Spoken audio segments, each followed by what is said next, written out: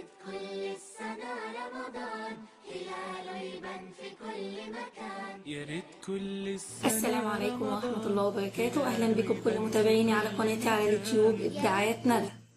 فكرة النهاردة إن شاء الله هي ان انا هجدد شكل التلاجة بتاعتي. طبعا عشان احب ادخل المطبخ لازم اجدد فيه واغير فيه حاجات بحيث ان المطبخ يبقى جميل ويفتح نفسي كده ان انا ادخل فيه.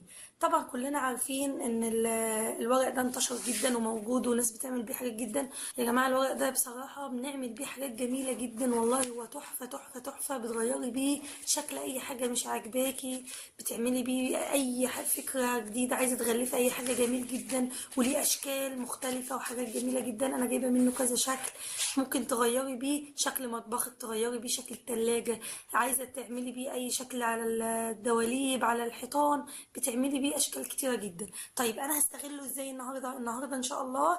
انا هغير بيه شكل التلاجة بتاعتي عشان هي مش عاجباني شكلها. التلاجة طبعا اللي انا قدمتها لكم في تنظيف التلاجة وترتيبها ازاي، دي تلاجتي جديدة طبعا بس حجمها صغير جدا مش بتكفي الاغراض بتاعتي. فانا جبت تلاجة تانية مستعملة ما شاء الله، هي صناعة امريكية وكبيرة جدا وكان سعرها كويس فعجبتني فجبتها. جايباها طبعا عشان ايه؟ تبقى بجوار او بجانب التلاجة اللي عندي التانية. طيب انا مش عاجبني شكلها لانها حالتها مش جديدة قوي، ففكرت ان انا اجددها واخليها شكلها جميل. طبعا هتشوفوا الفرق بين قبل ما اغلفها واجددها وبعد ما جددتها الشكل عامل ازاي. فيلا بينا نبدأ الفيديو بتاعنا. شايفين يا جماعه هي دي التلاجة اللي انا قلت لكم عليها، هي تلاجة حالتها متوسطه. طبعا انا هرجعها دلوقتي زي الجديده، لما انا اغلفها دلوقتي هتشوفوا معايا هنعمل ايه.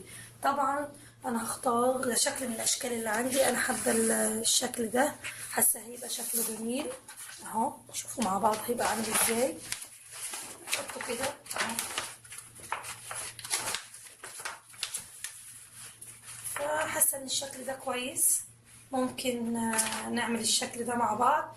انا هقص بقى الورق اللي عندي ده اللاصق ده، هقصه على قد الباب بتاع التلاجة وهلزقه معاكم وهتشوفوا هيبقى شكله عامل ازاي.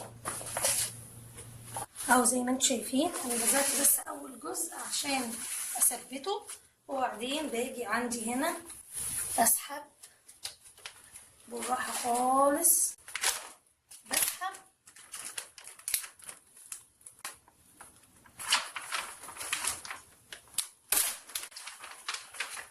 بسحب وانزل كده